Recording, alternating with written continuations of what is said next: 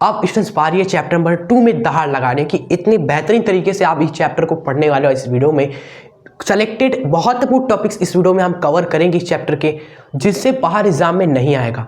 हम आपको टॉपिक्स बताएंगे, उससे रिलेटेड कुछ 2-3 पॉइंट्स लिखवाएंगे, उनको आप सभी प्लीज़ मेरे साथ लिखते चलना। क्लियर? फिर ना आपको 2 नंबर सवाल करने, ना आपको 3 नंबर के सवाल करने, डायरेक्ट एग्जाम में जाइए, 4 के में जाइए। स्टूडेंट्स ये आपको काम करना है, ठीक है। और दूसरा जो काम करना है हमारे साथ मिलकर, मेहनत तो दोनों को करना होगा। स्टूडेंट्स जो हम सेकेंड चैनल जो हमारा एजुकेशन फॉर बोर्ड है, उस पर हम अब लगातार मॉडल पेपर्स करा रहे हैं फिजिक्स केमिस्ट्री के। तो उन मॉडल्स पेपर को सॉल्व करना मेरे साथ, और 2024 के भी करा दिए हैं केमिस्ट्री के। क्लियर? उनको भी सॉल्व करना। खुद ही आपको मज़ा आएगा सॉल्व करने में कि जो हमने चैप्टर 1 में बताई उससे बाहर सवाल नहीं आया है, ना आने वाला है, ना पूछेगा। ठीक है, ये मैं आपको लिख कर देता हूँ। क्लियर? देख लो इतने सारे पेपर्स हमने करा दिए हैं, जाकर आप प्रैक्टिस करिए। यहाँ से पढ़िए, वहाँ से प्रैक्टिस करिए, और आप धूम मचा दीजिए बोर्ड एग्जाम में। भाई ऐसी दहाड़ लगाएंगे ना, कोई नहीं रहने वाला अपने से आगे।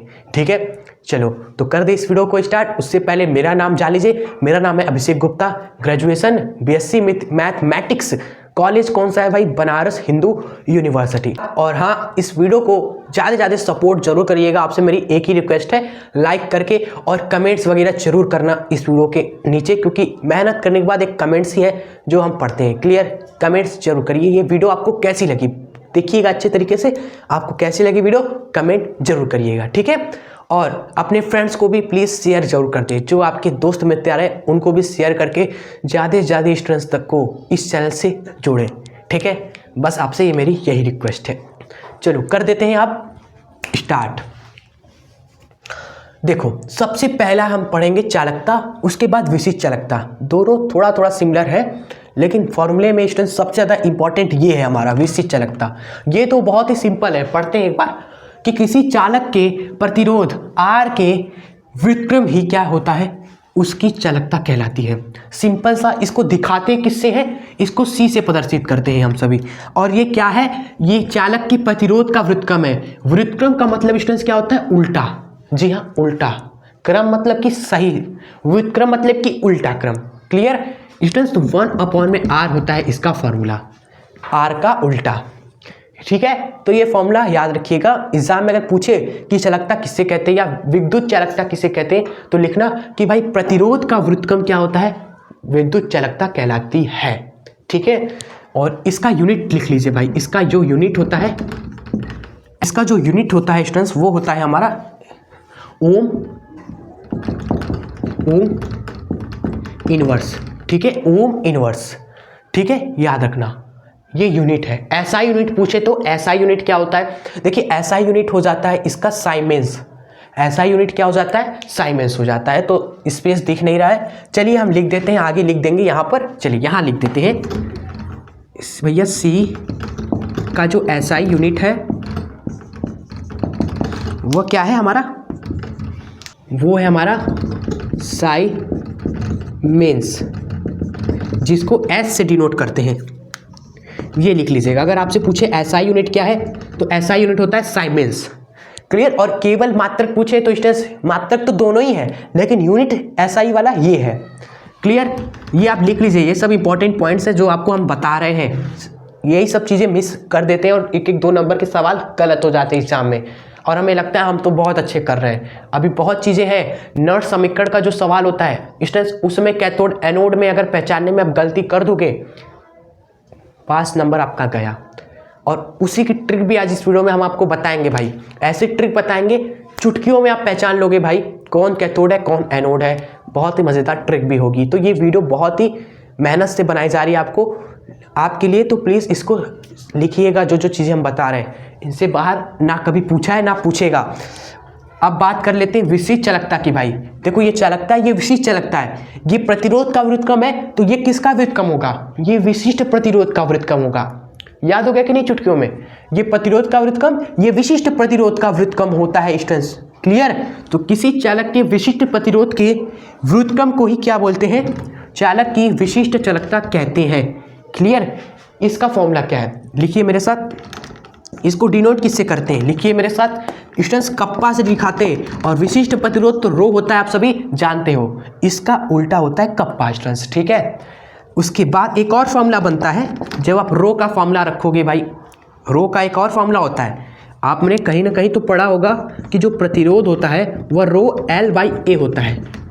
ये होता है स्टूडेंट्स, पढ़ा है हमने। अब यहाँ से आप 1 में रो निकालो। देखिए क्या मिलता है, कैसे निकालेंगे 1 में रो। इसको इधर भेज दो, ये इधर मल्टीप्लाई में है ना, उधर आएगा तो डिवाइड में हो जाएगा। लेकिन ये R का क्या करें भाई, R को उधर भेज देना, सिंपल। इसको इधर भेज दो, इसको उधर भेजो भाई। मैं इधर चला तुम उधर चलो, सवाल हो जाएगा। ये इधर चला तो 1 में रो बना हमारा। जब वो ये वाला उधर चलेगा तो यहाँ पर 1 में R दिखाएगा, ठीक है। और L में A को हमने छेड़ा नहीं छेड़ा, तो ये तो वैसा का वैसा रहने वाला है भाई, हंसी खुशी। तो ये देखो एक और फॉर्मूला बन गया हमारा कप्पा का। जी हाँ, 1 में R, L में A स्टूडेंट्स, ठीक है। इस पे न्यूमेरिकल पूछा जाता है, इसलिए इसको थोड़ा अच्छे से फोकस करिएगा भाई। फोकस प्लीज़, कैमरामैन फोकस करो इस वाले फॉर्मूले पर।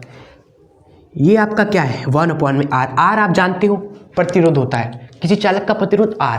लेकिन L में A को जरा जान लिए स्टूडेंट्स, इसको पहचानिए स्टूडेंट्स। ये हर एक सेल के लिए नियत होता है स्टूडेंट्स। इसको क्या बोलते हैं, L में A को बोलते हैं, सवालों में भी बोला जाता है सेल नियतांक। सवालों में बोलता है कि सेल नियतांक इतना है, मतलब कि L में A का वैल्यू आपको दे रखा है और प्रतिरोध भी देता है। तो सब रख देना है स्टूडेंट्स, L में A का वैल्यू, प्रतिरोध का वैल्यू उड़ा देना है सवालों को, ठीक है। तो सवालों की बौछार आएगी ना इंपॉर्टेंट सवालों की नेक्स्ट लेक्चर में। अभी थ्योरी को लिख लेते हैं, इंपॉर्टेंट पॉइंट्स को लिख लेते हैं, ठीक है, इस वीडियो में। चलो तो ये वाला पार्ट हमारा खत्म। अब सेकेंड पार्ट है मात्रक वाला, ठीक है। इसको हम थोड़ा सा साइड में लिख देते हैं, जगह बच जाएगा। ये हमारा R का फॉर्मूला है रो L/A। रो को जब इधर लाया तो 1 में रो हुआ, और R उधर गया तो 1 में R, और L/A तो छेड़ा ही नहीं था। चलिए अब यहाँ पर जो बचा कुचा स्पेस है इसमें हम निकाल लेते हैं स्टूडेंट्स, जो कप्पा भैया है हमारे, नहीं कटप्पा नहीं कप्पा, इनका यूनिट निकालते हैं, ठीक है। चलो देखो फॉर्मूले से निकलेगा 1 में R। 1 में R मतलब कि ओम इनवर्स, ठीक है, ओम का इनवर्स। स्क्वायर क्यों लिख दिया। और फिर देखिए लंबाई है और बटे में क्षेत्रफल है स्टूडेंट्स। तो एक ही लंबाई का मात्रक होता है मीटर, और क्षेत्रफल का होता है मीटर का स्क्वायर। क्षेत्रफल नहीं होता है लंबाई गुणे चौड़ाई, यानी मीटर, और मीटर का स्क्वायर होता है क्षेत्रफल का यूनिट, और लंबाई का यूनिट होता है मीटर। तो स्टूडेंट्स L में A का यूनिट क्या होगा, सेल नियतांक का यूनिट क्या होगा बताइए आप सभी, मीटर बटे में मीटर स्क्वायर, यानी कि 1 में मीटर, यही होगा। तो ओम मल्टीप्लाई में 1 में मीटर, ये है स्टूडेंट्स कप्पा का यूनिट भैया, क्लियर। सवाल में अगर पूछे SI यूनिट बताओ मुझे, हमें यूनिट नहीं पूछना है, हमें पूछना है SI यूनिट बताओ, क्लियर। तो SI यूनिट क्या लिखोगे, ओम इनवर्स की जगह पर क्या कर देना, साइमेंस लिख देना, साइमेंस। ओम इनवर्स की जगह आ जाएगा साइमेंस, साइमेंस, और बटे में मीटर चल ही रहा है भैया हमारा, ठीक है स्टूडेंट्स। तो ये हो गया हमारा कप्पा का यूनिट, या SI यूनिट पूछे तो ये लिखना है केवल ये, लेकिन अगर यूनिट पूछे तो दोनों में से कुछ भी लिख देना भाई। यूनिट पूछे तो दोनों में से कुछ भी लिख देना, SI यूनिट पूछे तो ये होता है, क्लियर स्टूडेंट्स। और एक काम और कर सकते हो भाई, मीटर लिखा है सही है, काफ़ी जगह बुक्स में स्टूडेंट्स मीटर की जगह सेंटीमीटर लिखा रहता है। क्या लिखा रहता है, सेंटीमीटर, तो वो भी सही है। लेकिन एक बात बताओ, SI यूनिट क्या होता है, लंबाई का मीटर होता है ना, तो सेंटीमीटर नहीं होना चाहिए ना भाई। अब बुक्स वाले को क्या ही बोले, लेकिन अगर पेपर में स्टूडेंट्स अगर सेंटीमीटर दिखे आपको, मीटर नहीं दिख रहा हो, तो मजबूरी में आपको स्टूडेंट्स साइमेंस पर सेंटीमीटर टिक करना पड़ेगा। लेकिन दिल से हमेशा याद रखना, कॉन्सेप्ट क्लियर रखना कि गलत है ऐसा, फिर भी करना पड़ेगा, ठीक है, याद रखें। तो ये सारे इंपॉर्टेंट पॉइंट्स इस वाले स्लाइड का लिख लीजिए स्टूडेंट्स। नेक्स्ट स्लाइड में नेक्स्ट चीज़ें हम पढ़ेंगे। आप इस टॉपिक से, इनसे बाहर आपसे सवाल नहीं आएगा, आएगा तो न्यूमेरिकल, तो न्यूमेरिकल तो नेक्स्ट वीडियो में खल्लास हो जाएगा, टेंशन मत रखिए, ठीक है। इतना नोट करते चलिए, आगे बढ़ते चलिए। इसकी भी बाउंड्री डिसाइड कर देते हैं, नहीं तो मिला दोगे आप सभी। ये सी चालकता का स्ट्रेस ऐसा यूनिट था हमारा। चलिए आगे बढ़ते हैं अब।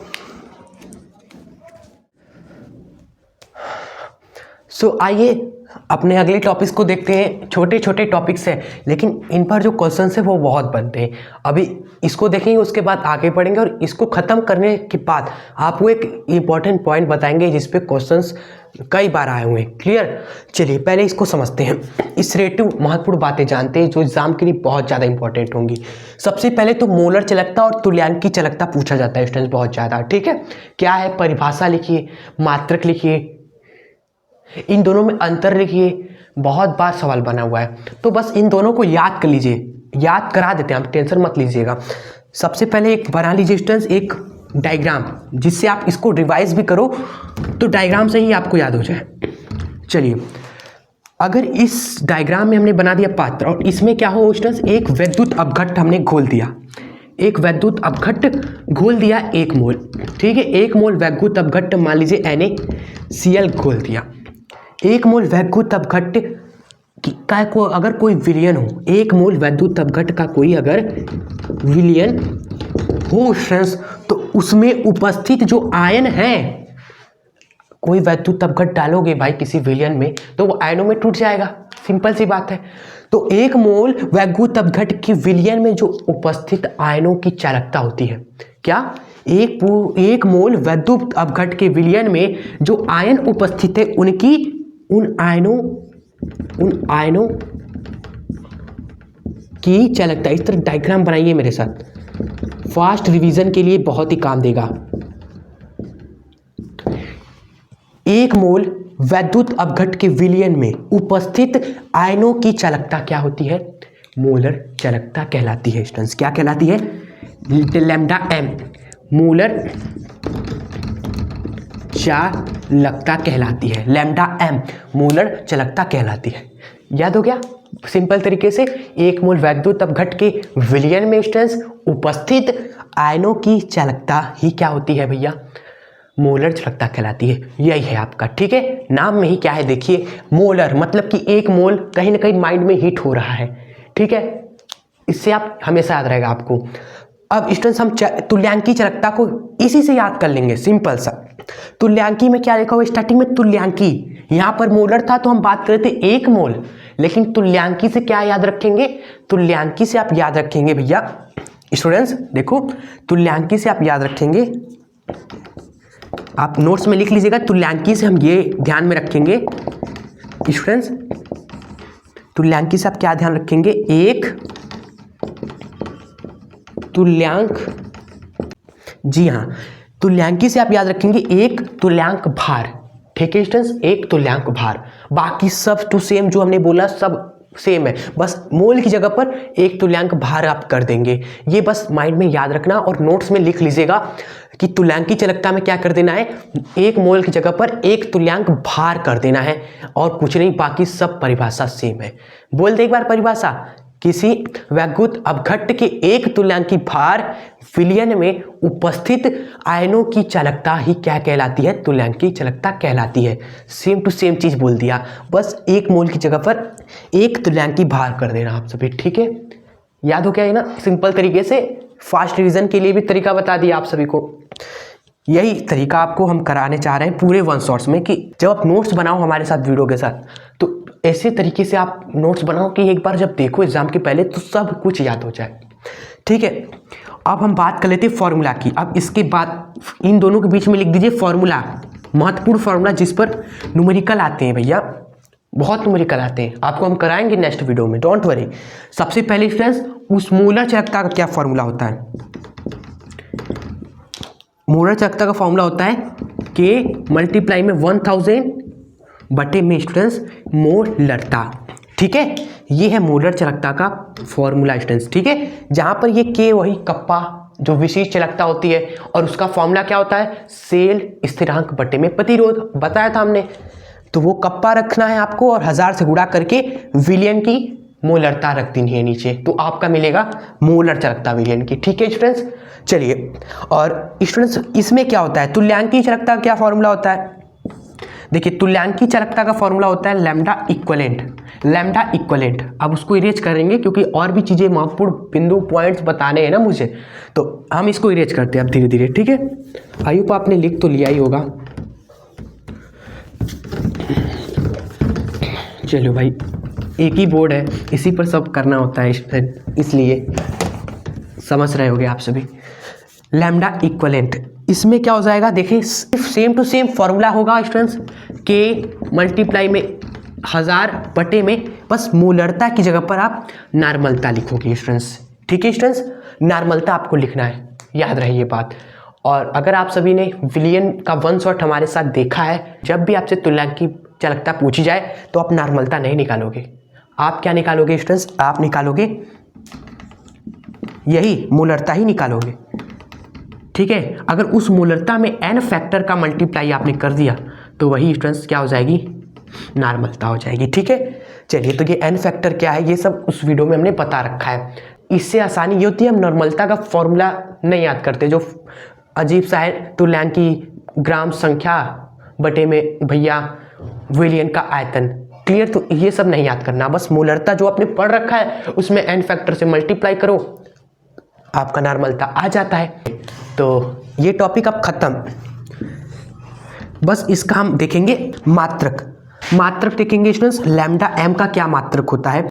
हमसे सबसे ज़्यादा क्या पूछा जाता है, यही पूछा जाता है, लैम्डा m का भैया यूनिट क्या है, ठीक है। यूनिट बोलो या फिर ऐसा यूनिट, दोनों एक ही आपको बताएंगे, एक ही, ठीक है। इसमें ज़्यादा कॉम्प्लेक्स नहीं करेंगे, साइमेंस, ओम, इनवर्स छोड़िए, केवल ऐसा यूनिट आप जानिए, यही आपको लिखना एग्जाम में, ठीक है। जो जरूरी जहाँ पर है हम उसको वहाँ पर जरूर कवर करेंगे, इसकी बात आप छोड़ दीजिए, बस जो हम आपको चीज़ें बता रहे हैं चैप्टर में उसको लिखते चलिए, समझते चलिए, ठीक है। अब हम यूनिट देखो याद थोड़ी करेंगे, हम निकाल लेंगे। हमने इसका निकाला था कप्पा का, अब मान लो हमें कप्पा का भी यूनिट नहीं पता, हमें नहीं पता एग्जाम में कि यार इसका क्या यूनिट था, तो हम क्या करेंगे उस समय, हम क्या करेंगे, हमें थोड़ी ना हर चीज़ रटनी है भाई, हर एक चीज़ नहीं रटना है, कुछ चीज़ें को दिमाग में इस तरीके से फिट करने की कोशिश करिए कि अगर हमें भूल जाए वो चीज़ तो हम तुरंत निकाल लें, इस तरीके, तभी दिमाग में स्पेस रहेगा और रिएक्शंस में हम उसको लगा पाएंगे, ठीक है। तो देखो नहीं पता हमें कैसे करें, फॉर्मूला क्या होता है कप्पा का, L बटे में A स्टूडेंट्स मल्टीप्लाई में 1 अपॉन में R, ये फॉर्मूला तो पता होना चाहिए। अब ये भी भूल गए तो टॉपिक ही क्यों पढ़ा भाई, ये है आपका कप्पा का फॉर्मूला। अब यहाँ पर स्टूडेंट देखेंगे, यहाँ से अगर हम कप्पा का यूनिट निकालना चाहें तो देखो क्या आ जाएगा, नहीं पता ना, हम दोबारा निकाल रहे हैं, इसलिए लंबाई का होता है मीटर, क्षेत्रफल का होता है मीटर का स्क्वायर मात्रक, और प्रतिरोध का होता है ओम। स्टूडेंट्स यहाँ से कप्पा का यूनिट आ गया, मीटर से 1 मीटर गया, ओम इनवर्स क्या होता है, ओम इनवर्स साइमेंस होता है, साइमेन, और बटे में क्या हुआ, कट के मीटर बचा, यानी कि कप्पा का यूनिट साइमेंस पर मीटर होता है, निकाल लिया ना हमने। चलो, तो अब इसी मात्रक को हम यूज करेंगे, जो हमें नहीं पता था वो निकाल लिया, वैसे पता तो है लेकिन आपको रिवाइजन के तौर पे ये चीज़ें बता रहे हैं, ये सब हैक्स ट्रिक्स। तो लैम्डा m का मात्रक हो जाएगा क्या, देखिए कप्पा का मात्रक जो कि होता है साइमेंस पर मीटर, ठीक है, और 1000 तो एक संख्या है, उसका क्या ही मात्रक होता है, बटे में क्या है, मोलरता है, सॉरी इसको देखिए, लैम्डा m का ना मोलरता मात्रक क्या होता है भाई, मोलरता होती है मोलों की संख्या, यानी कि मोलरता का क्या होगा मात्रक, बटे में मोलरता का मात्रक, मोलों की संख्या यानी कि मोलों की संख्या यानी कि मोल, और बटे में आयतन का क्या फॉर्मूला होता है, लंबाई गुणे चौड़ाई गुणे ऊंचाई, मीटर क्यूब, ठीक है। तो बटे में मीटर क्यूब आप सभी का, ठीक है। हम जानते हैं लीटर भी होता है भाई, लेकिन लीटर ऐसा ही मात्रक थोड़ी ना है, लीटर ऐसा ही मात्रक नहीं है, वो बस है एक यूनिट आपका, लेकिन ऐसा यूनिट क्या है, मीटर क्यूब, ठीक है। चलिए, तो साइमेंस पर मीटर स्टूडेंट्स आप सभी जानते हैं ये डिवीज़न में लिखा गया है, तो अगर डिवीज़न से हम मल्टीप्लिकेशन में लिखेंगे तो ये जो टर्म है वो उल्टा हो जाएगा ना, उल्टा हो जाएगा, ये तो बहुत बार बताया हमने, मीटर क्यूब बटे में मोल, ये उल्टा हो जाएगा, ठीक है सर। उसके बाद क्या होगा, उसके बाद काटेंगे आप सभी। भाई 1 मीटर है, यहाँ पर 3 मीटर है, 3 मीटर घाते 3 है, तो काटने के बाद क्या बचने वाला है, साइमेंस बचेगा। और ये मीटर क्यूब से क्या हो जाएगा, मीटर का स्क्वायर हो जाएगा, और बटे में मोल है ये स्टूडेंट्स, ठीक है। यानी कि कप्पा का मात्रक होता है साइमेंस मीटर स्क्वायर पर मोल, ठीक है, पर मोल। याद रखिएगा स्टूडेंट्स, ये मात्रक एग्जाम में बहुत आता है। कभी कभी आपसे ऑप्शंस में दे देगा कि इसमें से बताओ मूलर चालकता का कौन मात्रक है, आपको निकालना पड़ेगा, ठीक है। और तुल्यांकी चालकता का भी वही मात्रक होता है, सेम टू सेम मात्रक होता है, कोई अंतर नहीं है, तो वो मात्रक याद रखिएगा स्टूडेंट्स, ठीक है। चलिए तो अब हम देखें, बढ़ते हैं नेक्स्ट टॉपिक की ओर, लेकिन उससे पहले एक इंपॉर्टेंट पॉइंट स्टूडेंट्स जो हमें बताना था आपको, यहाँ पर लिखवाते हैं। इंपॉर्टेंट पॉइंट लिख लीजिएगा आप सभी। इंपॉर्टेंट पॉइंट ये है भैया कि आप विलयन की तनुता बढ़ाते हैं, तनुता को बढ़ाने पर जो चालकता होती है वो घटती है आपकी, ये लिख लीजिएगा। ये क्वेश्चंस बहुत बार पूछे जाते हैं, चालकता घटती 2024 में 23 में बहुत बार आया है, घटती जाती है। पूछेगा आपसे कि मोलर चालकता या विशिष्ट चालकता, कोई भी चालकता उठा लेगा, चारों चालकता पढ़ी ना हमने, कोई भी चालकता उठा लेगा और पूछेगा कि इस पर तनुता का क्या प्रभाव पड़ता है, या तनुता बढ़ाने पर चालकता बढ़ती है कि घटती है, ठीक है, ठीक है। तो आप क्या बताओगे, आप बताओगे जब भी हम तनुता बढ़ाएंगे विलयन का, जो चालकता होगी वह घटेगी स्टूडेंट्स, ठीक है, ये आप याद रखना। और इसका रीज़न क्या है भाई, देखो तनुता का मतलब स्टूडेंट्स कि विलयन को बहुत पतला कर रहे हो, ठीक है, बहुत पतला कर रहे हो, गाढ़ा नहीं पतला विलयन कर रहे हो। जैसे आप पतला करोगे तो उसमें आयनों की संख्या पर आयतन पर वॉल्यूम घटती जाएगी। पहले क्या था, 1 लीटर में 1 मोल था, फिर तो अगर तनु कर दोगे तो 2 लीटर में 1 मोल। अब पर वॉल्यूम आयनों की संख्या क्या हो गई, घटी कि नहीं, इसलिए चालकता भी घट गई आपकी। ये आपका रीज़न है जो आपको हमने बता दिया। अगर पूछ सकता है कि तनु करने पर विलयन की चालकता क्यों घटती है, फ्यूचर वाले क्वेश्चंस आपके बता रहे हैं हम आपको, जो आ सकते हैं अभी तेज फ्रेंड्स, ठीक है, तो वो भी इस वीडियो में कवर कर रहे हैं। तनुता बढ़ाने पर चालकता क्यों घटती है जो आप लिखवा रहे हो, क्योंकि एकांक आयतन में आयनों की संख्या घटती जाती है, एकांक आयतन में आयनों की संख्या घटती जाती है ना, आयन कम हो रहा है तो चालकता भी कमी हो जाएगी, क्योंकि चालकता कैसे आ रही है भाई, आयनों के कारण ही तो आ रही है, आयनों के द्वारा ही तो आ रही है। अब जब यही कम होते जाएंगे पर एकांक आयतन में, तो चालकता तो कम होनी ही है, नज़र लगा दियो भाई।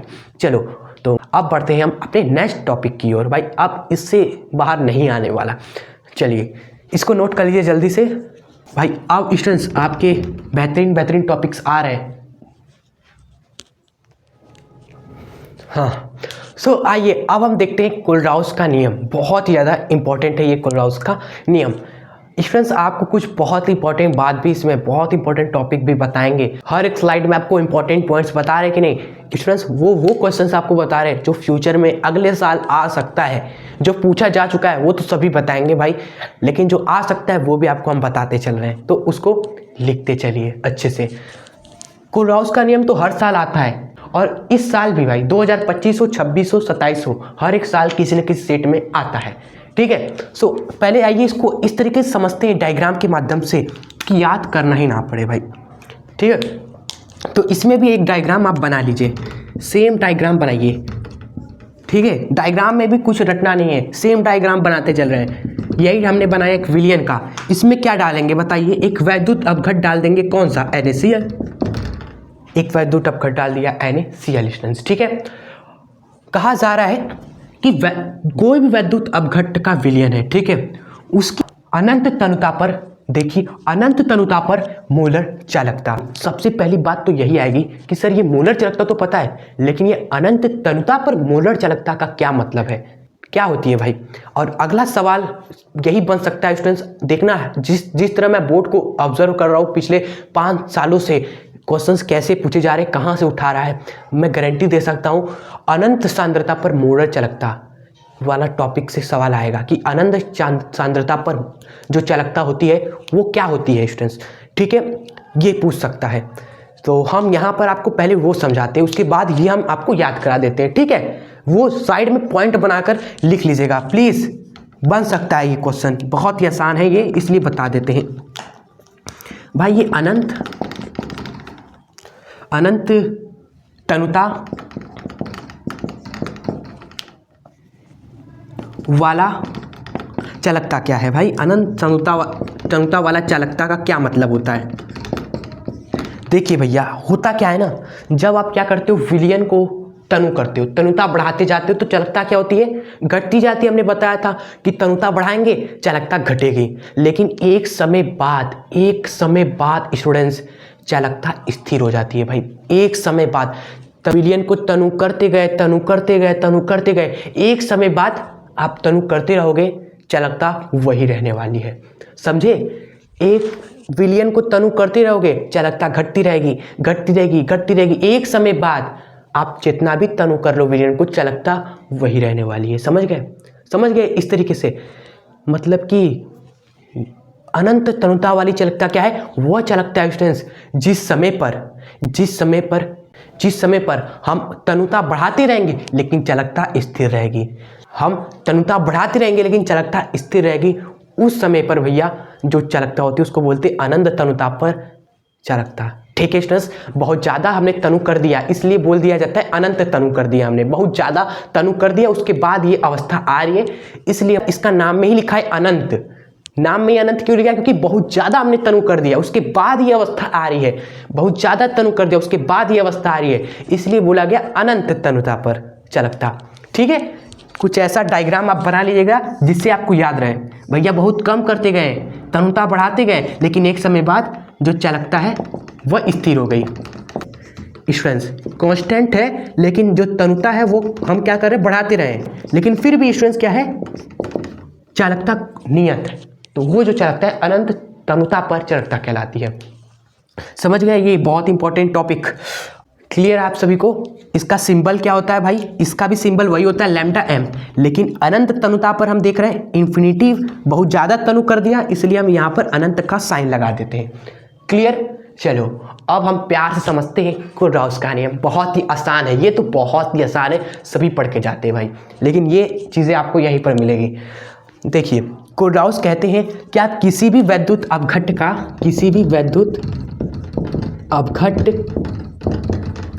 का आप निकालो अनंत तनुता पर चालकता। किसी भी वैद्युत अपघट्ट का अनंत तनुता पर जो चालकता होगी, किसी भी वैद्युत अपघट्ट का स्टूडेंट्स लैम्डा एम अनंत तनुता पर मूल चालकता क्या होगी?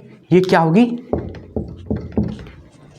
यह इसके धनायन और इसके ऋणायन की अनंत तनुता पर मोडल चालकता के बराबर होती है। इसकी आप निकाल रहे हो अनंत तनुता पर मोडल चालकता, ये किसके बराबर होगी? कुर्राउस ने कहा यह धनायन का अलग से, ऋणायन का अलग से अनंत तनुता पर मोडल चालकता के योग के बराबर होगी। बहुत ही सिंपल बात है भाई, बहुत ही सिंपल बात है। क्या बोला, इसको लिखते हैं, इन्होंने बोला कि मोलर चालकता अनंत तनुता पर किसी भी वैद्युत अपघट्ट का, जैसे NaCl हो गया, ये किसके बराबर होगा? धनायन का अलग से निकाल लो, धनायन का अलग से निकाल लो, और ऋणायन का अलग से निकाल लो भैया, Cl माइनस का अलग से निकाल लो, सोडियम अलग से, अनंत तनुता पर मोलर चालकता निकाल लो, उनका योग के बराबर ही होता है। क्लियर आप सभी का? ये है आपका धनायन, आपका ये है धनायन, और ये है आपका ऋणायन। बहुत ही आसान था भैया, ये तो बहुत ही आसान था। किसी भी वैद्युत अपघट्ट की स्टेंस अनंत तनुता पर मोलर चालकता, किसी भी वैद्युत अपघट्ट की अनंत तनुता पर मोलर चालकता किसके बराबर होगी? उसके धनायन और ऋणायन की अनंत तनुता पर मोलर चालकता के योग के बराबर होती है। सेम टू सेम चीज़ें लिखी हैं स्टूडेंट्स, पढ़ लेते साथ में, आप सभी के साथ पढ़िए मेरे साथ। किसी वैद्युत अपघट्ट की अनंत तनुता पर मोलर चालकता, उसके द्वारा दिए गए जो धनायन है एवं ऋणायन है, उनकी अनंत तनुता पर मोलर चालकता के योग के बराबर होती है। ठीक है, सो ये हमारा स्टूडेंट्स खत्म हो गया कुर्राउस का नियम। अब हम कुर्राउस का नियम का अनुप्रयोग देखेंगे। ठीक है, नेक्स्ट स्लाइड क्या, हम बस इसी चीज़ को इरेज करके आपको अनुप्रयोग बता देते हैं। ठीक है, आप नोट कर लीजिएगा। सो स्टूडेंट्स हमने इरेज कर दिया क्योंकि अच्छे से हम बताना चाहते थे ये अनुप्रयोग। और आप जानते हो हम छोटा छोटा लिखते भी नहीं है, इसलिए हमने इरेज कर दिया। छोड़ो, आई होप आपने उसको लिख ही लिया होगा हमारे साथ। देखिए सबसे पहला अनुप्रयोग है इसका यूज़, वो ये है कि दुर्बल वैद्युत अपघट की अनंत तनुता पर मूलर चालकता ज्ञात कर सकते हैं स्टूडेंट्स हम कोलराउस का जो नियम है उससे। ठीक है, देखिए एक्चुअली होता क्या है ना, दुर्बल वैद्युत अपघट कौन होता है? जो जल में जाकर टूटे नहीं, पूरी तरीके से नहीं टूटे। उदाहरण के तौर पे हम लेते हैं स्टूडेंट्स, मान लो ये CH3COOH। अब ये एक दुर्बल वैद्युत अपघट है, ये जल में पूरी तरीके से नहीं टूटेगा। तो इसकी हम अनंत तनुता पर मोलर चालकता कैसे निकालेंगे भाई, जब ये पूरी तरीके से टूटेगा ही नहीं। जब पूरी तरीके से टूटेगा नहीं तो हम अलग अलग कैसे निकाल पाएंगे भाई, अलग अलग कैसे कैलकुलेट कर पाएंगे आयनों का, जब आयरन में टूटेगा ही नहीं पूरी तरीके से। तो हम कोलराउस का नियम लगाएंगे भाई, दुर्बल नहीं टूट रहा है, प्रबल तो टूटेगा। प्रबल में कौन कौन, दो हम लेंगे, दो प्रबल। प्रबल में कौन कौन है? प्रबल में आपका एक होता है भाई स्टूडेंट्स, देखो CH3COONA, प्रबल में एक हो गया CH3COONA भैया, ये आपका एक प्रबल वैद्युत अपघट है। हम इसका निकाल लेंगे अनंत तनुता पे मोलर चालकता, ये मिल गया। चलो एक और लिखो, आपने HCl जाना है, HCl भी जल में टूट जाता है पूरी तरीके से, तो HCl का निकाल लो आप। क्लियर, आपने इसका निकाल लिया, इसका निकाल लिया भाई।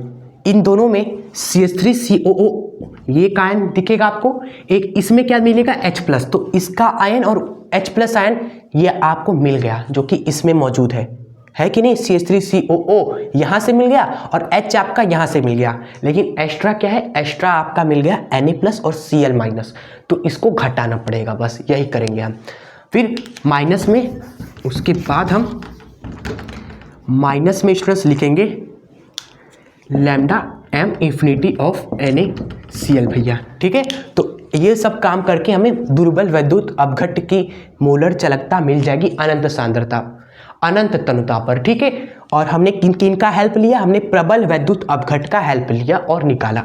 तो ये सब कैसे संभव हुआ, कोलराउस के नियम से भैया। ठीक है, अब इसी तरह दूसरा अनुप्रयोग देखिए मेरे साथ। दूसरा अनुप्रयोग है भैया इन्हीं वैद्युत अपघट की जो जल में पूरी तरीके से नहीं टूट रहे, थोड़ा बहुत टूट रहे, उनकी वियोजन की मात्रा निकालने और वियोजन स्थिरांक ज्ञात कर सकते हैं स्टूडेंट्स हम इस नियम का यूज करके। ठीक है, अब स्टूडेंट्स कैसे मिलती है ये अल्फा, आपको कैसे पता चल गया किसी वैद्युत अपघट का? ठीक है, वियोजन कितना टूट रहा है, तो देखो उन्होंने बताया कोलराउस ने, क्या करो अल्फा निकालने के लिए किसी सांद्रता पर निकाल लो मोलर चालकता। पहले किसी सांद्रता पर निकाल लो, कोई सांद्रता ले लो 1 मोलरता, 1 एम, कोई सांद्रता ले लो 1 एम, और उस सांद्रता पर मोलर चालकता निकाल लो। फिर अनंत सांद्रता पर मोलर चालकता निकाल लो इसका यूज करके, λm इंफिनिटी। पहले किसी सांद्रता पर निकाल लो, फिर अनंत सांद्रता पे निकाल लो, उसका रेशो आपका अल्फा हो जाएगा। ये कोलराउस ने बताया हमें, तो हमने कहा बहुत बढ़िया, पुरस्कार मिलेगा। उसके बाद स्टूडेंट्स इसका यूज करके जो Ka है, Ka कोलराउस ने बोला जब ये हमने बता दिया तो वियोजन स्थिरांक का काहे टेंशन लेते हो, अल्फा मिल गया तो वियोजन स्थिरांक फॉर्मूला एक होता है 11th में आपने पढ़ा होगा, C⁴ बटे में क्या होता है, बटे में 1 + अल्फा होता है। क्लियर, ये आ गया वियोजन स्थिरांक आपका। और आप भी स्टूडेंट्स आप क्या कर दो, स्माइल कर दो। जी हाँ, इससे बाहर आपका नहीं आएगा, जो भी आएगा कोलराउस का नियम, अनंत तनुता पर चालकता क्या होती है और ये अनुप्रयोग, बस। अब न्यूमेरिकल्स, जो कुछ भी न्यूमेरिकल है उसकी टेंशन आप छोड़ दीजिए भाई, वो तो सेकेंड वीडियो में हम कवर कर देंगे, आपको ट्रिक्स वगैरह बेहतरीन बताएंगे, कैथोड एनोड चुटकियों में पहचानोगे, सब खत्म हो जाएगा सेकेंड वीडियो में, टेंशन मत लीजिएगा। पहले आप इस वीडियोस को देखिए, तो जो आप अभी देख रहे हो उस पर ध्यान रखिए कि हाँ अब यहाँ से नहीं पूछेगा। ठीक है, आप स्माइल कर दीजिए, हंसी खुशी पढ़ाई करते रहे, एग्जाम में पक्का फोड़ के आएंगे हम सभी। तो आप अनुप्रयोग लिखिए, हम बढ़ते हैं आगे की ओर। तो आइए अब हम देखते हैं फैराडे का विद्युत अपघटन का नियम। देखिए इन्होंने स्टूडेंट्स 2 नियम दिए, कितने, 2, और दोनों ही बहुत ही आसान है। कोरॉस के नियम की तरह, ठीक है, लेकिन इसमें अनुप्रयोग नहीं है, बस ये खुशी है हमारी। देखिए प्रथम नियम क्या बोल लेते हैं, यहाँ से फेस आपका थोड़ा चेंज हो रहा है। अभी तक हम चलकता चलकता कब से कर रहे थे, इसमें चलकता उसकी चलकता अनंत, भाई साहब अब चेंज हो रहा है थोड़ा सा फेस आपका। अब हम इलेक्ट्रोडों की बात करेंगे, क्लियर। इसमें भी हम विलियन जो बनाएंगे ना, उसमें चलकता की बात नहीं करेंगे। उस विलियन में हम क्या डालने वाले हैं, 2 इलेक्ट्रोड डालेंगे, ठीक है। ये हो गया पहला इलेक्ट्रोड, ये हो गया दूसरा इलेक्ट्रोड, और इसको बाहर से हमने एक विभव से कनेक्ट कर दिया, क्योंकि इसमें हमें धारा प्रभावित करनी है ना, क्लियर। तो इसमें से गई हमारी धारा जो हम चाहते थे। तो इसमें जब भी धारा इलेक्ट्रोड से गुजरती है तो एक इलेक्ट्रोड से क्या होने लगता है, देखिए कुछ आवेश निकलकर विलियन में जाने लगता है, ठीक है। कुछ आवेश टूटा, कुछ आयन टूटे निकले और इसमें से जाने लगे। अब इसमें से जो आवेश है वो तब कहाँ जाएंगे, अब वो इंस्टेंस दूसरा इलेक्ट्रोड क्या करता है, खींचता है अपने पास कि आ जाओ मेरे पास। तो जितने सारे मान लो हजारों करोड़ों आयन इसमें से अलग हो रहे हैं, विलियन में आ रहे हैं, और विलियन से इस इलेक्ट्रोड पर आकर चारों तरफ इसके इलेक्ट्रोड पर आकर जमा हो रहे हैं। ये क्या है स्टूडेंट्स, इलेक्ट्रोड पर आकर जो आयन है वो जमा हो रहे हैं, ठीक है। तो ये सब एब्जॉर्व किया गया था जब भी धारा प्रभावित की जा रही थी। तो क्वेश्चन आया माइंड में कि जो आवेश यहाँ पर आकर इकट्ठा हो रहे हैं, कोई पदार्थ ही है एक तरीके से, किसी धातु का अलग हुआ पदार्थ है जो यहाँ पर आकर जम रहा है, इकट्ठा हो रहा है, एकत्रित हो रहा है या मुक्त हो जा रहा है यहाँ पर आकर, उसकी मात्रा क्या होगी वो कौन बताएगा, वो बताएंगे फैराडे। इन्होंने कहा स्टूडेंट्स कि ये जो मात्रा होती है वो प्रभावित आवेश के समानुपाती होती है, ठीक है। किसी भी वैद्युत अपघटन में ये जो क्रिया है इसको बोलते हैं वैद्युत अपघटन। क्या बोलते हैं स्टूडेंट्स, वैद्युत अपघटन। तो किसी भी वैद्युत अपघटन पे स्टूडेंट्स इलेक्ट्रोड पर, ये हमारा आप सभी को पता है इलेक्ट्रोड है, तो उस इलेक्ट्रोड पर जमा होने वाले या एकत्रित होने वाले या मुक्त होने वाले स्टूडेंट्स, जो भी आपको एग्जाम में याद है लिख देना, ठीक है। तो जमा होने वाले पदार्थ की मात्रा क्या होगी, डायग्राम में ही लिख लेना, स्टूडेंट्स। प्रवाहित आवेश के समानुपाती होगी, प्रभावित आवेश के समानुपाती होगी आपकी, ठीक है। चलिए ये आपका है फर्स्ट लॉ, इसी को आगे बढ़ाएंगे आप सभी। तो W बराबर में हो जाता है ZQ के, फिर आगे बढ़ाएंगे W बराबर में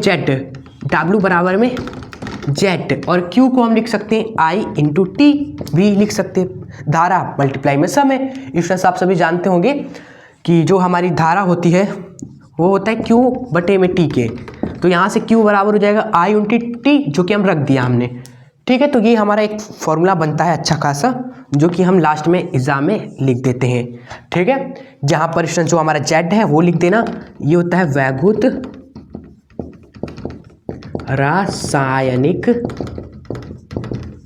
वैद्युत रासायनिक तुल्यांक। चलो तो हो गया हमारा प्रथम नियम खत्म। अब हम देखते हैं द्वितीय नियम, ठीक है, फ्राइडे का नोट कर लीजिए। आइए द्वितीय नियम को भी समझ लेते हैं भाई। एक्चुअली प्रथम नियम के साथ जब खिलवाड़ कर दिया गया तो द्वितीय नियम बनता है, ठीक है। थोड़ा सा जोक कर देते हैं। अब आइए चलिए देखते हैं, समझते हैं इस नियम को। द्वितीय नियम में कहा गया फैराडे के सामने कि भैया अगर तुम कह रहे हो जो पदार्थ की मात्रा है वो आवेश के समानुपाती है, अगर हम क्या करें, चलो 2-3 अपघट्ट का विलयन ले रहे हैं, 2-3 अपघटन का विलयन ले रहे हैं। चलो हमने ले लिया 2 विलयन। चलो अब तुम्हारा देखते हैं क्या है नियम।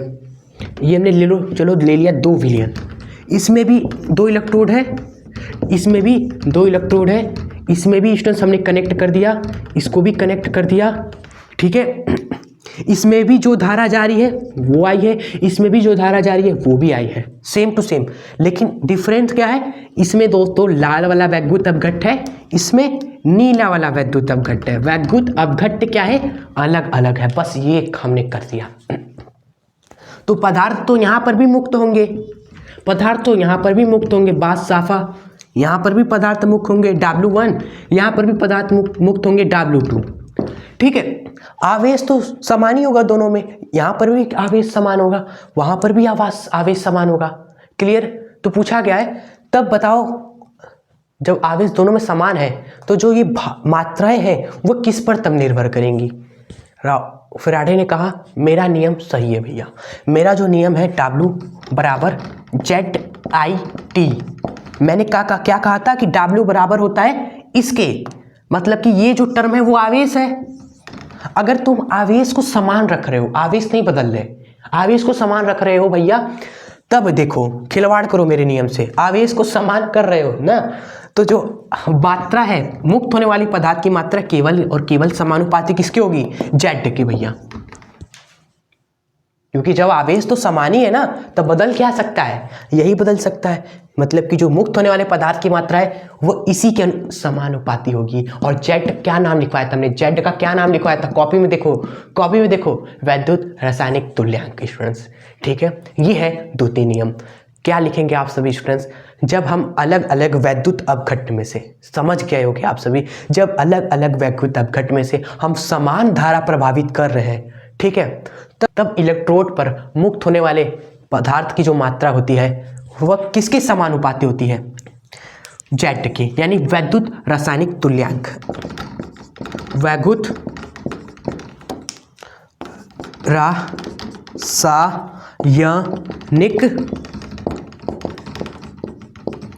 तुल्यांक के स्टूडेंट्स। ठीक है, समझ गए आप सभी, बस यही हमें समझाना था। अब यहाँ से बताइए W1 क्या हो जाएगा, W1 हो जाएगा आप सभी का Z1IT। W2 क्या हो जाएगा, आप कहेंगे Z2, उसका अलग होगा Z2IT, लेकिन आवेश तो समान ही है ना, ये टर्म तो समान ही है। तो जब आप इनका रेशो लोगे स्टूडेंट्स, रेशो लोगे यानी W1 अपॉन में W2 कैलकुलेट करेंगे तो ये किसके बराबर आ जाएगा, Z1 बटे में Z2 के बराबर आ जाएगा। ये आपको लिखना है एग्जाम में, ये पूरा डायग्राम बना के अच्छे से भाई। क्लियर? चलिए, तो द्वितीय नियम यहाँ पर समाप्त होता है स्टूडेंट्स। ठीक है, अब हम थोड़ा आगे बढ़ेंगे, थोड़ा इलेक्ट्रोड को और अच्छे से जानेंगे, इलेक्ट्रोड का विभव देखेंगे, मानक इलेक्ट्रोड विभव देखेंगे और हाइड्रोजन इलेक्ट्रोड विभव देखेंगे। उसके बाद हम बढ़ेंगे नर्ड समीकरण में, कुछ आपको ट्रिक्स वगैरह बताएंगे कैथोड एनोड पहचानने का। और उसके बाद स्टूडेंट्स हम गैल्वेनिक सेल और वैद्युत अपघटनी सेल को पढ़ेंगे और उसके बाद देखते हैं क्या होता है। इतना नोट कर ले पहले। सो स्टूडेंट्स, अब 7, 8, 9, 10 जो टॉपिक्स होंगे वो 2-3 नंबर वाले टॉपिक्स हैं और बहुत ही इजी टॉपिक्स हैं, जिसको डायग्राम हम इस तरीके से बनाएंगे कि आपको डायग्राम से बहुत अच्छे तरीके से ये सब कुछ याद हो जाएगा। क्लियर? तो ज़्यादा हम टाइम नहीं लगाएंगे, हम 3-3 मिनट्स में चारों टॉपिक्स खत्म करेंगे, फिर उसके बाद नर्ड समीकरण में हम आएंगे। क्लियर? चलो, तो आइए सबसे पहला है हमारा इलेक्ट्रोड विभव क्या होता है, आइए समझते हैं। हम एक लेते हैं वैद्युत अपघट्ट का एक विलयन। ठीक है, ये है एक वैद्युत अपघट्ट विलयन हमारा। चलो, और इसमें हमने डाल दिए 2 इलेक्ट्रोड, इसमें से हो रही है धारा, जा रही है इसमें से स्टूडेंट्स। ठीक है, और अब ये कौन सा विलयन है, वैद्युत अपघट्ट का विलयन है, आप सभी जानते हैं। होता क्या है ना स्टूडेंट्स, देखिए जब भी किसी वैद्युत अपघट्ट के विलयन में क्या होता है, आप धातु की छड़ डुबाते हो। क्लियर? तो ये धातु की छड़ आप सभी जानते हैं अपने में से आयन निकाल कर इस विलयन को दे देता है। इसमें से जो आयन है निकल कर कहाँ चला जाता है, विलयन में चला जाता है। ठीक है, अब आयन कौन निकल सकता है, इसमें से या तो धनायन निकल के चला जाएगा या तो ऋणायन निकल कर चला जाएगा। ठीक है, चलिए मान लेते हैं धनायन निकल के चला गया, ये अपने में से पॉजिटिव आयन निकालकर इस विलयन में दे रहा है। ठीक है, इस विलयन में पॉजिटिव आयन दे रहा है निकाल कर। तो ये जो छड़ है ये कौन सा आवेश, इस पर कौन सा आवेश आ जाएगा बताओ। इस पे से धनायन निकल कर चला जा रहा है तो इस पर क्या आ जाएगा, ऋणावेशित आ जाएगा, ऋणावेश आ जाएगा स्टूडेंट्स। ठीक है, क्लियर? तो पॉजिटिव और नेगेटिव 2 चार्ज डेवलप हो गए विलयन के अंदर, इसी कारण एक विभव उत्पन्न हो जाता है जिसे इलेक्ट्रोड विभव बोलते हैं आप सभी। ठीक है, चलो अब इसको याद कर लेते खटाखट। ये है हमारा वैद्युत अपघट्य, ठीक है। और किसी वैद्युत अपघट्य में हम धातु की छड़ इस तरह डुबा दिए। डुबाने पर क्या हुआ स्टूडेंट्स, ये जो छड़ है यह विलयन के सापेक्ष, विलयन के सापेक्ष स्टूडेंट्स, अभी क्या हुआ, निगेटिव हुआ ना, पॉजिटिव भी हो सकता है। कब, जब ये निगेटिव आयन को विलयन में देगा तो ये पॉजिटिव हो जाएगा। क्लियर, जब अपने अंदर से नेगेटिविटी निकाल दोगे तो पॉजिटिविटी बचेगा। इसी तरह अगर ये नेगेटिविटी निकाल देगा तो पॉजिटिव आयन हो जाएगा, पॉजिटिव आवेश हो जाएगा इस पर। क्लियर स्टूडेंट्स, तो नेगेटिव पॉजिटिव दोनों हो सकता है विलयन के सापेक्ष। तो विलयन के सापेक्ष ये धनावेशित भी हो सकता है इलेक्ट्रोड और ऋणावेशित भी हो सकता है इलेक्ट्रोड। क्लियर, तो ये दोनों चीजें हो सकती है, लेकिन इन सब चीजें होने के कारण इलेक्ट्रोड पर क्या आ जाएगा, एक विभव उत्पन्न हो जाएगा स्टूडेंट्स, एक विभव उत्पन्न हो जाएगा। और इसी विभव को प्यार से हम सभी क्या बोलते हैं, इलेक्ट्रोड विभव बोलते हैं स्टूडेंट्स, ठीक है, जिसको आप E1 से दिखा सकते हो। क्लियर, ये पूरा डायग्राम, किसी वैद्युत अपघट्य में अगर हम इलेक्ट्रोड या धातु की छड़ को डुबाएं तो वह विलयन के सापेक्ष धनावेशित या फिर स्टूडेंट्स ऋणावेशित हो जाता है। इसी कारण एक विभव उत्पन्न हो जाता है जिसे इलेक्ट्रोड विभव बोलते हैं। फिनिश आपका टॉपिक, आपका ये वाला टॉपिक फिनिश हो गया, नोट कर लीजिए। बढ़ते हैं हम स्टूडेंट्स नेक्स्ट टॉपिक की ओर। सो चलिए स्टूडेंट्स, अब हम देखते हैं अपना आगे के इंपॉर्टेंट टॉपिक्स, ठीक है। चलिए, तो ये दो बहुत ही आसान इंपॉर्टेंट टॉपिक्स हैं, मानक इलेक्ट्रोड विभव और मानक हाइड्रोजन इलेक्ट्रोड, ठीक है स्टूडेंट्स। आप बस इन्हें देख लीजिए। इलेक्ट्रोड विभव बस आपने समझा है ना, तो मानक इलेक्ट्रोड विभव स्टूडेंट्स क्या होता है, मानक मतलब इंग्लिश में इसको बोलते हैं स्टैंडर्ड। स्टैंडर्ड, कोई स्टैंडर्ड का इलेक्ट्रोड विभव, भाई उसका कुछ स्टैंडर्ड होगा इलेक्ट्रोड विभव का, तो उसको बोलते हैं मानक इलेक्ट्रोड विभव। इस तरीके से याद करिए ना भाई, क्या स्टैंडर्ड होना चाहिए। जैसे आपका क्या स्टैंडर्ड है स्टूडेंट्स, आप 12th में हो, आपका स्टैंडर्ड है कि आपने 11th क्लास को फोड़ा है स्टूडेंट्स। तो ऐसा इलेक्ट्रोड स्टूडेंट्स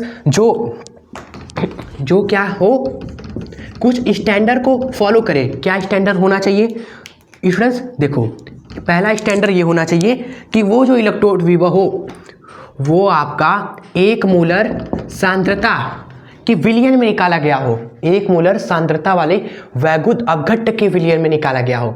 ये सबसे पहला स्टैंडर्ड, ठीक है। और दूसरा स्टैंडर्ड ये है भैया कि 25 डिग्री टेम्परेचर पर निकाला गया हो, 25 डिग्री सेल्सियस टेम्परेचर पर निकाला गया हो। और तीसरा स्टैंडर्ड है वो है लास्ट 1 atm दाब पर निकाला गया हो। स्टूडेंट्स आप सभी जानते हो ये वायुमंडल चारों तरफ दाब लगाती है ना, वो 1 atm का दाब लगाती है। और जो हमारा टेम्परेचर होता है सराउंडिंग का, रूम टेम्परेचर वो 25 डिग्री सेल्सियस होता है।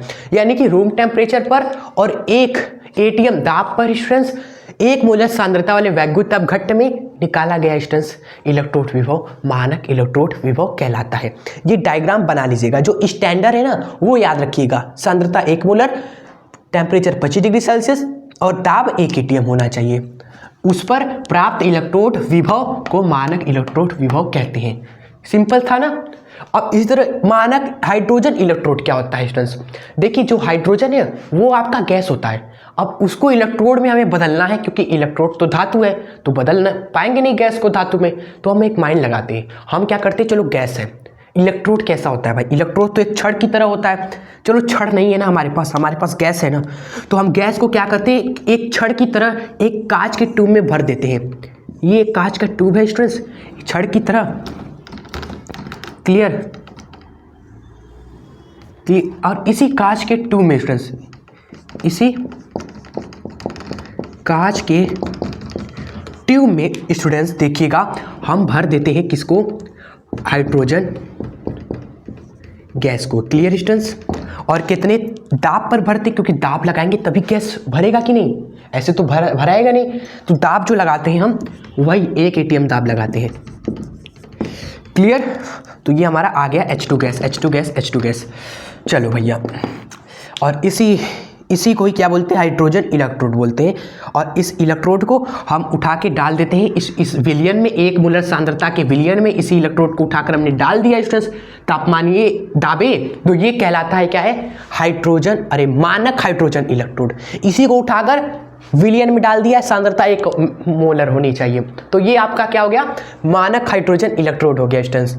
और हाइड्रोजन के केस में ये जो सांद्रता होती है वो H+ आयन की होती है, ये ध्यान रख लीजिएगा, क्योंकि एक स्पेसिफिक इलेक्ट्रोड की बात कर रहे हैं हाइड्रोजन, तो सांद्रता भी उसी के लिए लेते हैं हम सभी। लेकिन जब हम सभी इलेक्ट्रोड की बात करेंगे तो वहाँ पर हम नहीं बताया गया है कि किसकी सांद्रता होगी भाई, किसकी सांद्रता होगी वो नहीं बताया गया। इसमें बताया गया है हाइड्रोजन, तो हाइड्रोजन का ही सांद्रता ले लेते हैं हम सभी। क्लियर आपको? तो ये आप एग्जाम में आएगा तो लिख दोगे ना, बहुत बार पूछा गया है स्टूडेंट्स ये चीज़ें, इसलिए हमने आपको बताया। मानक हाइड्रोजन इलेक्ट्रोड क्या है, जब हम क्या करें, किसी कांच के ट्यूब में हाइड्रोजन गैस को 1 atm दाब में भर देते हैं और उठाकर उसको 1 मोलर हाइड्रोजन आयन की सांद्रता में डुबा दिया, ये जो होता है स्टूडेंट्स, यही मानक हाइड्रोजन इलेक्ट्रोड कहलाता है। क्लियर? तो ये छोटा सा इंपॉर्टेंट टॉपिक था हमारा, खत्म हो गया। अब हम बढ़ते हैं आगे की ओर, ठीक है। सो आइए अब हम देखते हैं अपने आगे के 2 टॉपिक्स, छोटे छोटे टॉपिक्स हमने बोला ना, बस ये 2 है, लेकिन ये वाला स्टूडेंट्स बहुत ज़्यादा इंपॉर्टेंट टॉपिक है, विद्युत रासायनिक श्रेणी। और इसी में ही आपको एक ट्रिक बताएंगे जिससे आप कैथोड व एनोड यूँ पहचान लोगे, कभी भी गलत नहीं होगा स्टूडेंट्स पहचानने में आपको, ठीक है।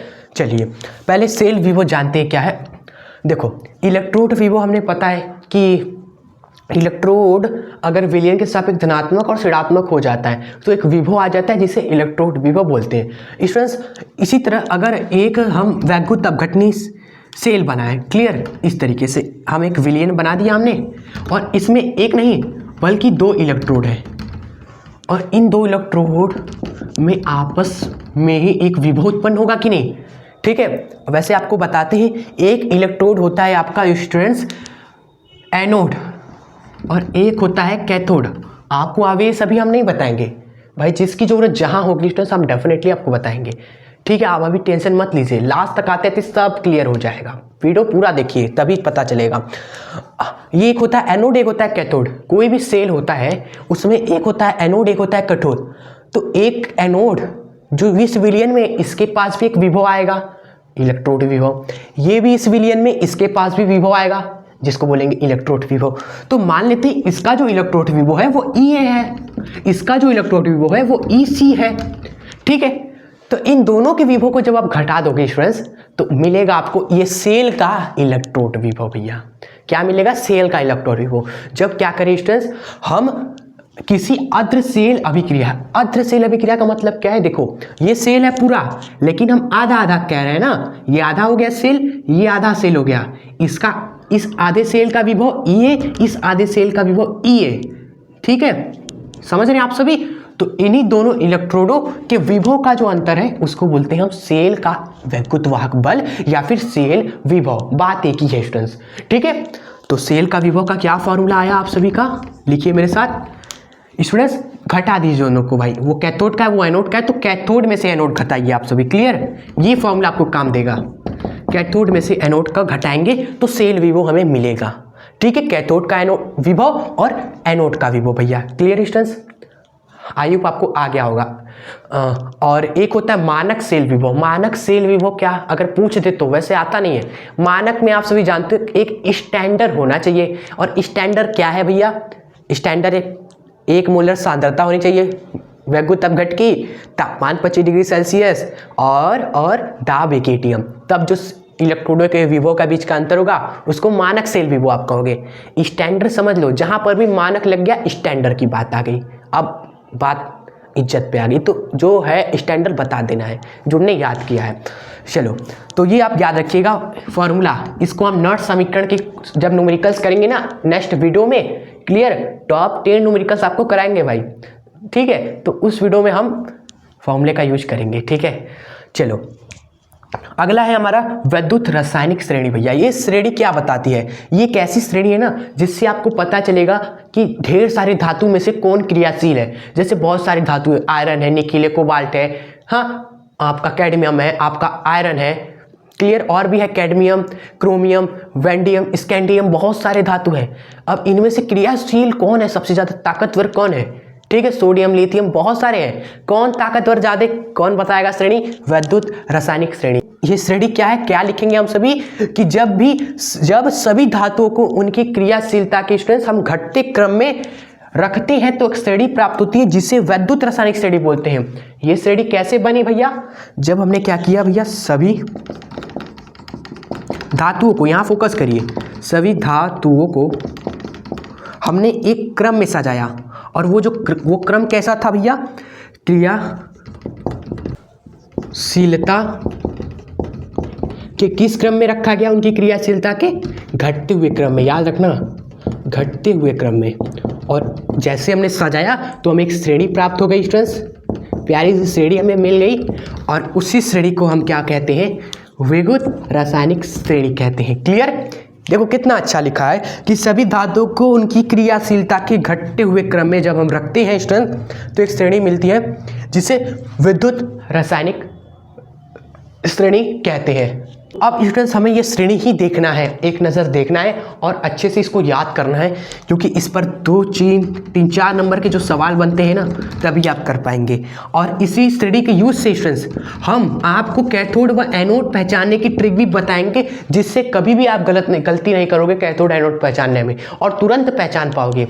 ठीक है, चलो, तो वो फनी पार्ट होगा हमारे इस वीडियो का, क्योंकि ट्रिक ही इतनी मज़ेदार है और उससे हम ये श्रेणी भी याद करेंगे, तो बहुत फ़ायदा है उस श्रेणी से, तो उसको हम जरूर याद करेंगे। क्लियर? चलिए तो हम बढ़ते हैं आप नेक्स्ट स्लाइड में और उस ट्रिक को समझते हैं। हमने ही बनाया था, थोड़ा सा मॉडिफाई किया था। लियो के काका नाना मांगे आलू, मन जानकर फेंका कार्ड को, निकले सुबह पंजाब, हुआ क्यों हंगामा आगे और। ठीक है, कहानी ये है ना कि जो लियो के काका है और नाना है वो आलू मांग रहे, सबसे सब्जी बनाना था, लेकिन किसी ने आलू दिया नहीं। तो जैसे ही उन्हें यह रियलाइज़ हुआ कि कोई आलू नहीं दे रहा, कोई मदद नहीं कर रहा भाई, तो जैसे ही ये पता चला, मन को ये जानकारी मिली, तो मन जानकर उन्होंने कार्ड को फेंक दिया। ठीक है, मन जानकर फेंका कार्ड को, क्या लिखेंगे? मन जानकर फेंका कार्ड को और निकले सुबह पंजाब स्टूडेंट्स। ठीक है स्टूडेंट्स, उसके बाद आप लिखेंगे हुआ क्यों हंगामा आगे और। ये है ट्रिक हमारी। लियो के काका नाना मांगे आलू, मन जानकर फेंका काट को और निकले सुबह पंजाब। मन जानकर फेंका काट को, निकले सुबह पंजाब, हुआ क्यों हंगामा आगे और।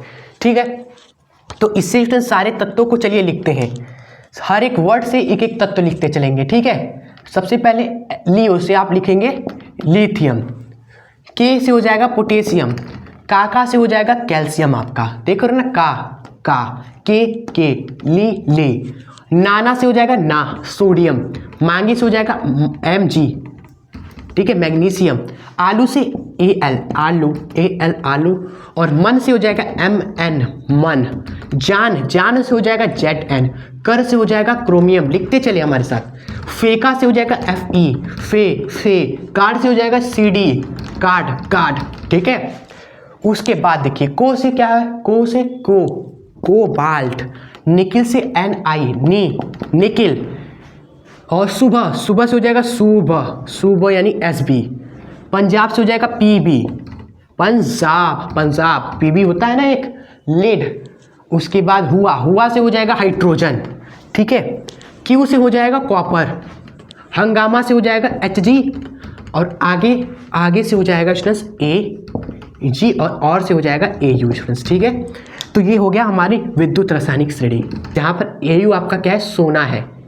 देखो सोना कितना सोना है, सोने जैसा है। ये ट्रिक याद कर लीजिएगा स्टूडेंट्स जरूर से, क्योंकि नहीं याद किया तो एग्जाम में हो जाएंगे क्वेश्चंस मिस। ठीक है, चलिए तो आइए इसके यूज़ देखते हैं। बहुत यूज़ है, एग्जाम में सवाल बनते कदम कदम पे। पहला यूज़ है कि अगर आपसे पूछ दे विद्युत रासायनिक श्रेणी लिखिए, उसको समझाइए 2-3 नंबर में, तो ये श्रेणी ही लिख देना आप सभी, विद्युत रासायनिक श्रेणी बता देना क्या होती है और ये लिख दीजिएगा।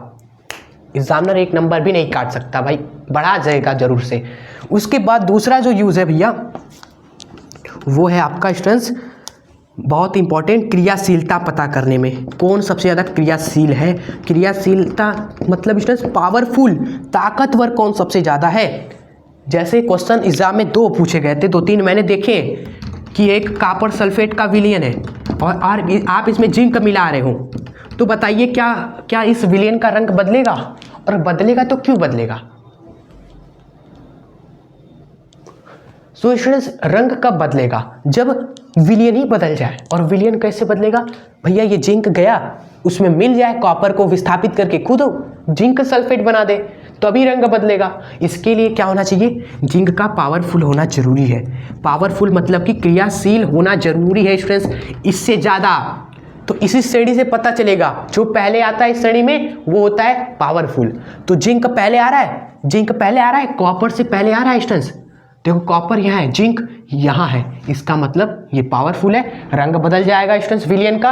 और क्यों बदलेगा, क्योंकि जिंक हमारा अधिक क्रियाशील होता है कॉपर से भैया, यही रीज़न होता है। अब एक और सवाल आपको बताते हैं, ये विलयन है, ये PbSO4 का विलयन है भैया। इसमें अगर बताओ हम डाल दें हम आयरन, तो क्या इसका रंग बदलेगा स्टूडेंट्स, आप बताइए, इसका आंसर बताइए। आप कहेंगे आयरन हमारा पहले आता है, Pb से पहले आता है। आप मन ही मन में ट्रिक को पढ़ेंगे, मन ही मन में ट्रिक पढ़ेंगे कि लियो के काका नाना मांगे आलू, मन जानकर फेंका। फेंका मतलब कि आयरन आ गया पहले ना, पहले आ गया कि नहीं, इस लेड से पहले आया कि नहीं, लेड मतलब पंजाब, लेड मतलब पंजाब, जो कि उससे पहले आ गया, फेंका मतलब कि आयरन, इसका मतलब ये पावरफुल है। विलयन का रंग बदल जाएगा, जज्बात बदल जाएंगे स्टूडेंट्स। और क्यों ऐसा होगा, क्योंकि आयरन लेड से ज़्यादा क्रियाशील है। तो ये सारे सवाल यू हो जाएंगे आपसे। तो अब आते हैं तीसरा यूज़ पे, बहुत ही इंपॉर्टेंट यूज़ है इसका, वो है कैथोड व एनोड को आप पहचान सकते हो भैया, एनोड को आप पहचान सकते हैं इजीली। कैसे, उसके लिए हम इरेज करते हैं इसको वाला, ये वाला इरेज करते हैं। देखो कैसे पहचान सकते हो स्टूडेंट्स, सिंपल सा एक ट्रिक है, जो मेरा ही है ट्रिक, किसी ने आपको शायद बताया हो, नहीं बताया होगा, कोई भी नहीं बताया होगा आपको। एनोड कौन होगा स्टूडेंट्स, एनोड कौन होगा, जो सबसे ज़्यादा क्रियाशील हो, सबसे ज़्यादा क्रियाशील जो होगा, क्रियाशीलता स्टूडेंट जिसकी ज़्यादा होती है भैया, बहुत ज़्यादा जिसकी क्रियाशीलता है, वही आपका एनोड होगा स्टूडेंट्स। क्लियर। तो जब भी नर्स समीकरण में स्टूडेंट्स आपके सामने 2 धातु रहते हैं ना, नर्स समीकरण में 2 धातु रहते हैं ना, जैसे उदाहरण के लिए स्टूडेंट्स एक जिंक ले लिया, एक हमने ले लिया कॉपर, तो इसमें से स्टूडेंट्स कौन क्रियाशील सबसे ज़्यादा है, आप पढ़िए, ट्रिक पढ़िए, कौन पहले आ रहा है वही क्रियाशील सबसे ज़्यादा होगा। लियो के काका नाना मांगे आलू, मन मन मन जान कर, जान आ गया पहले ही, ये जो जिंक है वो पहले ही आ गया, तो ये आपका क्या हो जाएगा स्टूडेंट्स, एनोड हो जाएगा, क्योंकि क्रियाशीलता इसकी ज़्यादा है ना भैया, पहले आ गया। अब जो बाद में आया वो हो जाएगा स्टूडेंट्स कौन ओ भाइयों पहचानो कहाँ से आया, ये है कौन, ये है कैथोड, ठीक है, और ये है स्टूडेंट्स एनोड। इस तरीके से आप पहचान सकते हैं। क्लियर। आपके सामने एक क्वेश्चन देते हैं, आप मुझे बताइए स्टूडेंट्स, पीबी और एजी में से कैथोड कौन होगा, एनोड कौन होगा। इन दोनों का एक सेल है ना, एक सेल है, आपको बताना कि कौन कैथोड है कौन एनोड है, इसी ट्रिक का यूज करके। कुछ मत देखिए भैया, आप ट्रिक को माइंड में पढ़िए। लियो के काका नाना मांगे आलू, मन जानकर फेंका काट को, निकले सुबह पंजाब, हुआ क्यों हंगामा आगे, और यही पढ़िए और बता दीजिए स्टूडेंट्स कौन कैथोड है कौन एनोड है। कमेंट भी कर सकते हैं, हम डेफिनेटली चेक कर लेंगे, ठीक है। हम बढ़ते हैं आगे के महत्वपूर्ण टॉपिक्स की ओर। सो स्टूडेंट्स, हमारा देख रहे हो 12वां टॉपिक है नेनर्स समीकरण। देखने में तो टॉपिक्स बहुत कम है, लेकिन छोटे छोटे टॉपिक्स आपने देखा कितने ज़्यादा थे। इलेक्ट्रोड विवो, मानक इलेक्ट्रोड विवो, सेल विवो, ये सब छोटे छोटे तो टॉपिक्स थे। मेन टॉपिक्स तो ये है नेनर्स समीकरण, जो कि 5 नंबर में लॉन्ग में आता है, तो अच्छे से समझेंगे, ठीक है। देखो पहले हम नेनर्स समीकरण लिखते हैं, क्योंकि ये कोई सिद्धांत नियम नहीं है, ये एक समीकरण है भैया। क्लियर। तो समीकरण ही लिखते हैं पहले, और समीकरण लिखने से पहले भैया एक सेल अभिक्रिया लिखते हैं, एक सेल अभिक्रिया लिखेंगे। एग्जाम में भी लिखना है आपको, सेल अभिक्रिया। माना ऐसे लिख, शुरुआत करो, ऐसे शुरुआत करो, मज़ा आ जाएगा एग्जाम में। माना प्रस्तुत अभिक्रिया एक सेल अभिक्रिया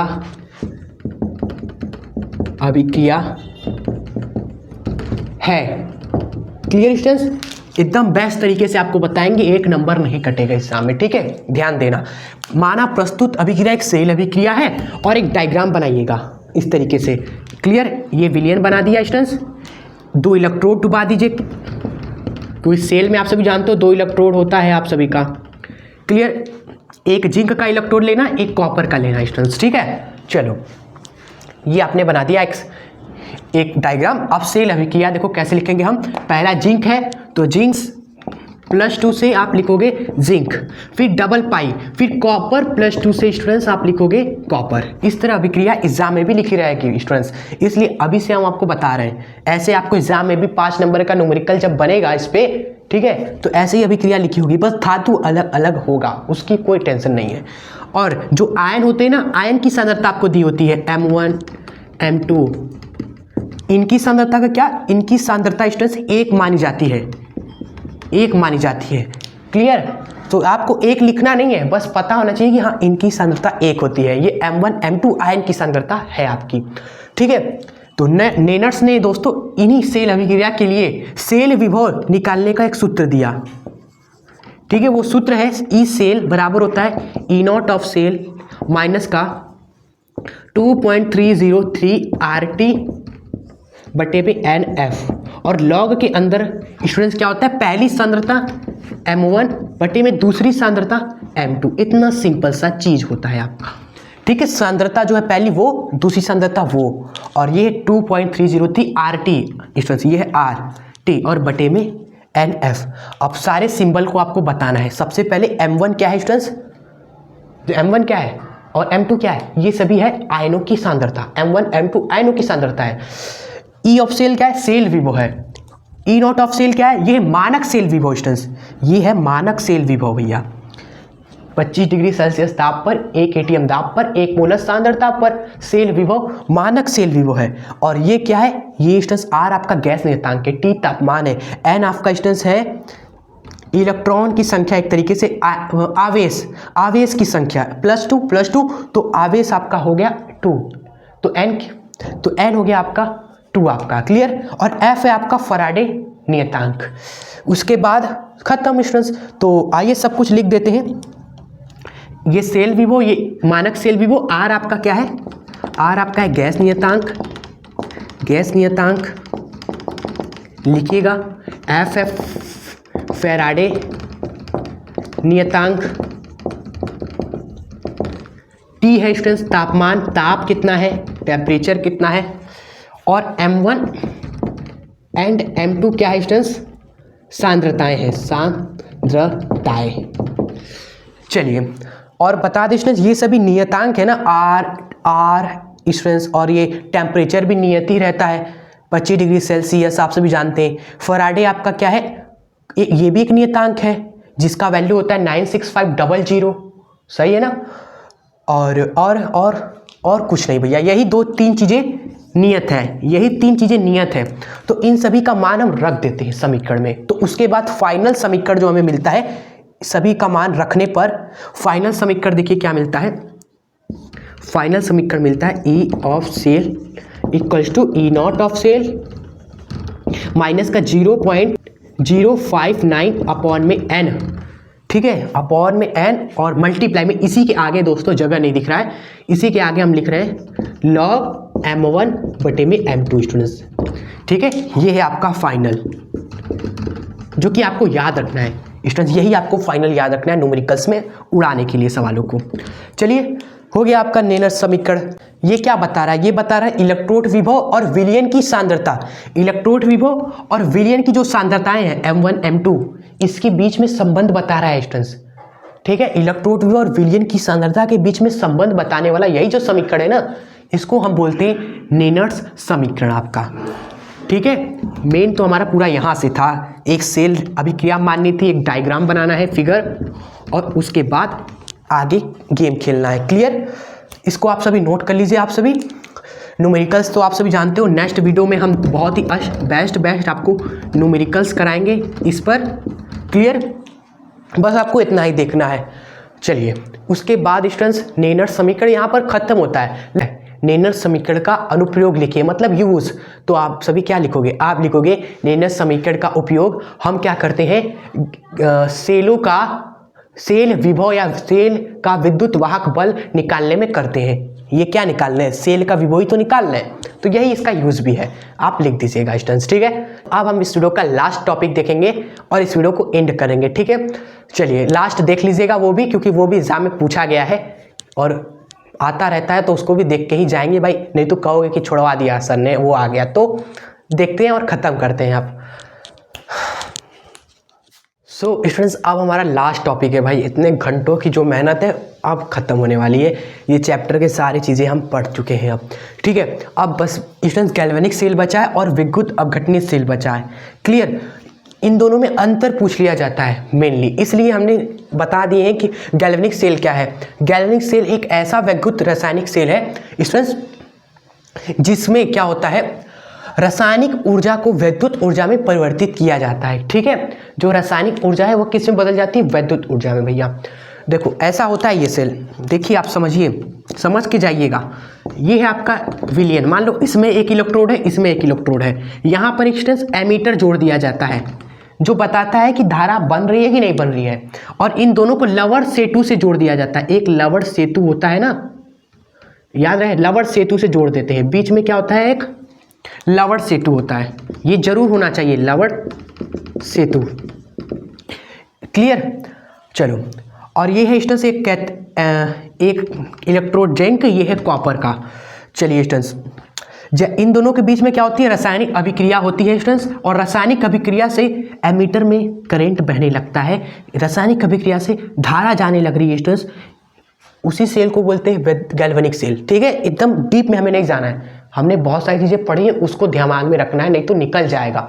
ये बस ऊपर ऊपर समझिए कि दो सेल होते हैं, ठीक है, दो इलेक्ट्रोड होते हैं, जिंक कॉपर, अलग अलग विलयन में, लवर सेतु से जुड़ा हुआ है, एमीटर जोड़ देते हैं, रासायनिक अभिक्रिया हुई, करंट बह गया, रासायनिक अभिक्रिया से विद्युत ऊर्जा प्राप्त हो गई हमें। ठीक है, ये है गैल्वेनिक सेल।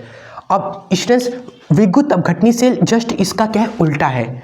इसमें क्या होता है ना, वैद्युत धारा हम जब प्रभाव करते हैं, यानी कि धारा यहाँ मिल रही है, यहाँ पर हम इसमें क्या कर रहे हैं, धारा प्रभावित कर रहे हैं, और धारा प्रभावित करने से अभिक्रिया होती है। यहाँ पर अभिक्रिया से धारा मिली, यहाँ पर धारा प्रभाव करने से अभिक्रिया होगी।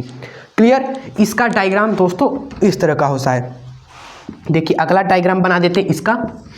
एक ही विलयन में दोनों इलेक्ट्रोड होते हैं, और यहाँ पर हम सेल से क्या करते हैं, धारा प्रभाव करते हैं। सो आप सभी जानते हो धारा प्रभावित करने पर क्या क्या होगा, इसका निकलेगा इसमें, फिर इसमें जाकर इकट्ठा हो जाता है। क्लियर, तो रासायनिक अभिक्रिया कहीं ना कहीं हो रहा है स्टूडेंट्स विद्युत धारा प्रभावित करने से, इसलिए इसको बोलते हैं विद्युत अपघटनीय सेल, जो विद्युत ऊर्जा को रासायनिक ऊर्जा में बदल देती है, यानी विद्युत धारा प्रभावित करने से रासायनिक अभिक्रिया कराई जाती है, सिंपल से, उसे ही विद्युत अपघटनीय सेल कहते हैं। क्लियर आप सभी का?